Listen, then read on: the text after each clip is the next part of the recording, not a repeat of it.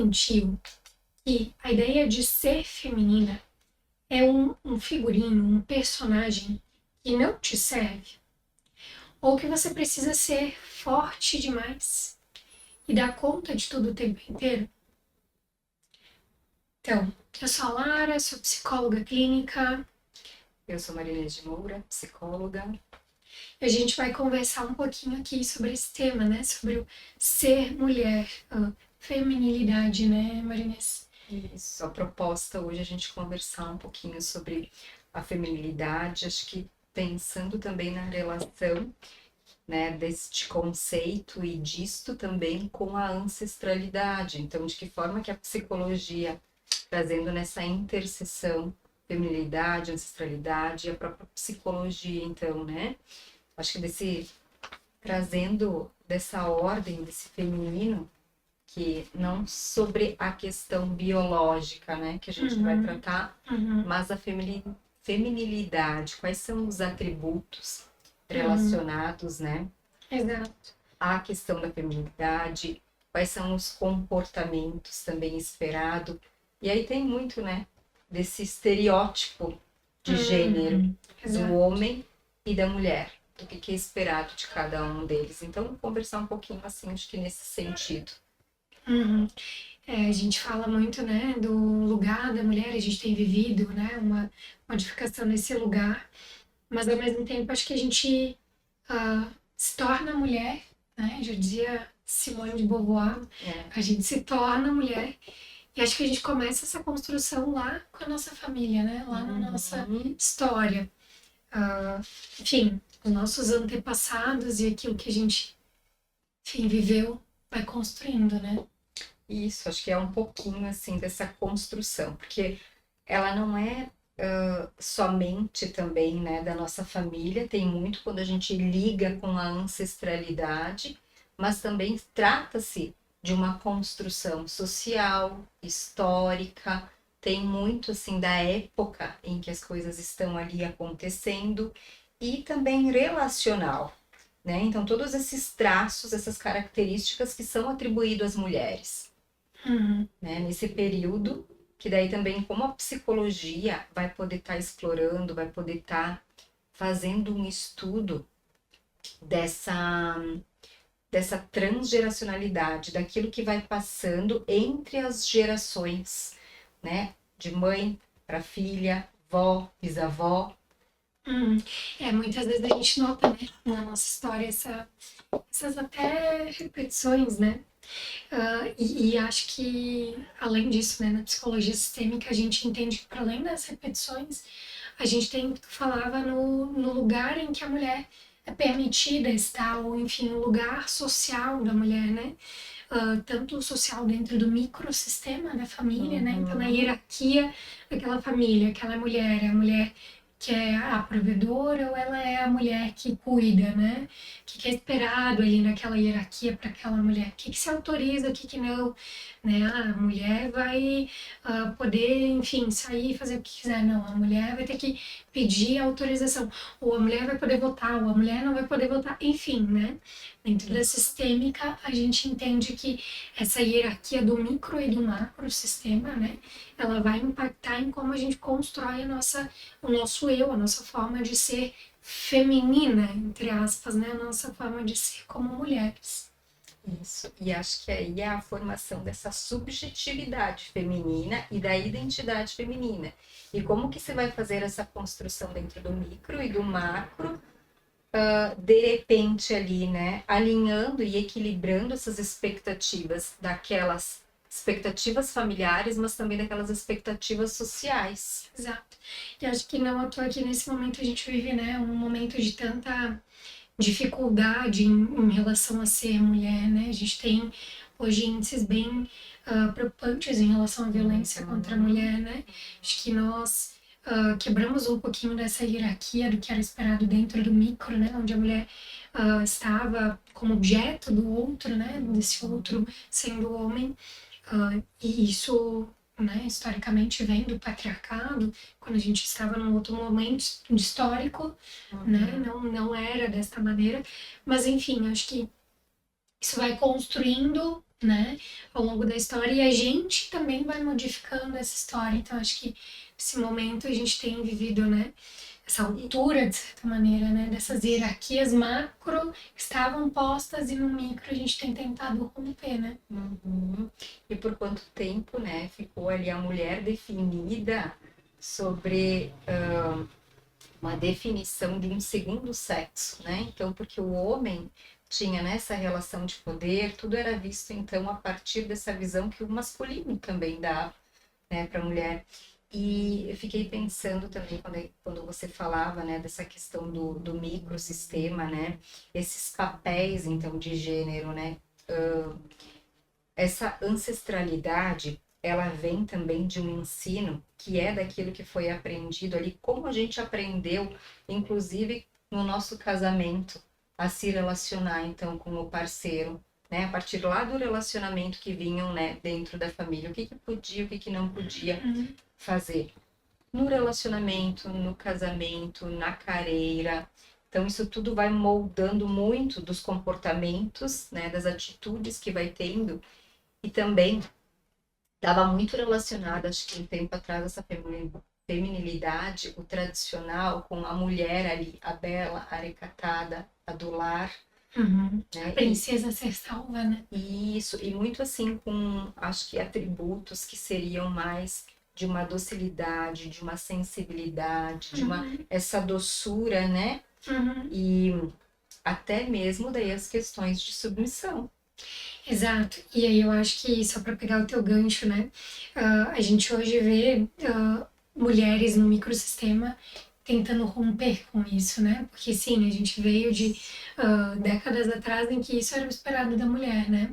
E aí a gente tá no outro, construindo uma outra forma de ser mulher, em que a mulher dá conta de tudo. A mulher consegue tudo. A mulher é mãe, é, enfim, trabalhadora, é pessoa, é, enfim, um milhão de coisas e se resolve sozinha, né? Só que a gente é ser humano, né? Então, ser essa mulher maravilha é algo que também pesa muito e adoece muito, né? Então, a gente Traz consequências, né? Pensando na saúde mental e não só física também, né? Física também da mulher. Então, dar conta de tudo, esses polos que vão fazer um resgate da tua fala lá no início, né? Esses polos, esses extremos, então, e também parece que se a mulher ela tem esse lado mais sensível, mais delicada, então ela também não pode ser essa mulher poderosa. E acho que está hoje muito assim relacionado a esse lado dessa mulher guerreira, dessa mulher que faz tudo, dessa mulher que não, né, não precisa muitas vezes de outras pessoas para dar conta, né, de todas as demandas do dia a dia. E quanto que a mulher, né, muitas vezes se aprendeu lá, a avó também. A avó também era um símbolo de força. E aí também então vem, né, bom, da minha família a gente já vem dessa linhagem que éramos assim, né? Então, será que precisa realmente se manter, né, naquele ritmo que se vinha vindo? Ou será que em algum momento dá para repensar também esses padrões, né? E o quanto de saúde ou de adoecimento, porque ali tem as questões, né, de sofrimento, quando a gente falava antes também desse microsistema e de algumas coisas disfuncionais, quanto até mesmo a questão da violência, e daí também, de agora, né, com esses números alarmantes que a gente tem, né, então tem muitas questões ali, né, que às vezes já vem relacionamentos mais adoecidos, que trazem sofrimento, quantas pessoas têm ali um sofrimento silenciado, um trauma não resolvido, e isso vai passando até mesmo através de valores, de desejos, de frases, né? Que de frases que a gente frases. escutava sobre essa mulher, né? Isso. A gente pensa assim, fecha o olho, volta lá para a infância, volta para a adolescência. O que era ser mulher? Não senta com a perna aberta, né? Menina não sobe árvore, né? Menina tem que ajudar na cozinha. O que a gente escutou lá no passado, né? Não, o menino pode, ele deixa ele brincar. Né? Então isso vai nos construindo e isso tem a ver com exatamente o que tu tá falando, os valores, as crenças, né? E como é que eu vou ser desleal àquilo que eu ouvi? Conscientemente, às vezes eu nem me dou conta, né? Eu fico nessa obrigatoriedade de seguir o que me foi passado. E às vezes até nem me foi passado no sentido de família de origem mesmo, né? Às vezes eu admirava muito determinada mulher que tinha determinado comportamento, determinada forma de ser, e aí eu vou e pego para mim sem muito refletir. Então, fico pensando, né, que o ser feminina, que às vezes a gente coloca no lugar de ter corpão, né, ter determinados traços delicados, ou ser, Isso, nossa, perfeito, Lara. perfeita, exatamente. E, na verdade, ser feminina não é bem assim, né? Tem receita de Não bolo. tá só com o corpo ali também, né? Tá muito internalizado também, todas essas questões que tu trouxe. E eu acho que é isso, né? Como é que as mulheres da contemporaneidade também lidam com essa herança? Acho que esse é um pouquinho, né, aquilo que a psicologia também vai ali buscar na própria história dessas mulheres, porque é isso, tá na história, tá nas memórias, né? Essas vivências todas. Então, essa história da família, achei interessante assim buscar tomar um conhecimento do que é essa historicidade, porque isso faz parte de quem a gente é. Aquilo, né, a gente faz parte da história e a história faz parte de nós, Exato. né? Então tem esses lados aí que vão se complementando e a importância de ter essa buscar, né, buscar talvez ali com os mais velhos, né, o que eles têm para falar da história da família, é um pedacinho da gente, uma parte importante da gente. E para a gente ir se encaminhando para o final, né? Acho que, na verdade, quando a gente fala de ser mulher, ser né, feminina, na verdade, a gente entende que ser feminina é ser livre, né? Livre para o que eu quiser ser. Claro, eu vou honrar a história, eu vou honrar o meu passado, mas eu não vou ser prisioneira a ele, porque enfim, minha avó fez tal coisa, eu não vou fazer, porque, enfim, minha mãe era assim, eu vou ser de tal maneira. Né? Aquela história lá do peixe que se cortava o rabo sem entender o porquê se cortava o rabo. Talvez lá no passado, realmente a gente não tinha uma panela que cabia o rabo do peixe. Mas e hoje? Será que a gente não está repetindo aí algumas coisas que a gente precisa pensar? Então fica a nossa provocação aqui, né? De que padrões estamos aí repetindo? Será que a gente está ainda cortando o rabo do peixe sem pensar?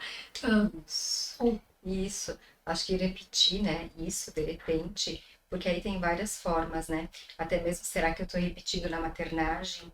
Né? Será que também, né? Tinha lá a questão de como a mãe lidava dentro de casa, como lidava com o parceiro, como lida com os filhos, né? E é importante, sim, o conhecimento disso tudo para que algumas coisas elas possam ser modificadas e trazer mais saúde, inclusive, sem se sentir, inclusive, culpado, né? Porque aí é que vem muitas vezes, né? A culpa, né? Uma sobrecarga muitas vezes. Então, se aquelas mulheres elas são força dentro da família, né? É motivo para orgulho, sim, orgulho, respeito, né?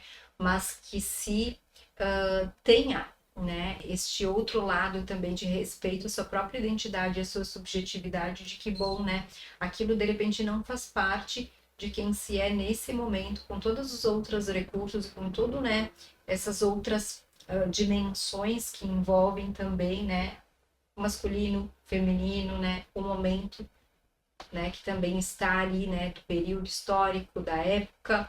Então, acho que é muito importante, assim, acho que para poder se protagonizar e para poder se edificar na vida que se tenha realmente, né, essa liberdade para ser quem quer ser. Se quer ser, né, a bela recatada do lar, como a gente falava, que seja por uma escolha, mas que a pessoa esteja livre para decidir e para escolher.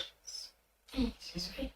Então fica a nossa provocação aqui, a reflexão de o que está repetindo aí, mulher, e o que eu tenho rompido. Deixa para nós, a gente quer saber aqui, compartilha o teu comentário conosco. Acho que por hoje a gente encerra nosso momento juntos aqui. Isso aí. Nosso beijo. Tchau, tchau.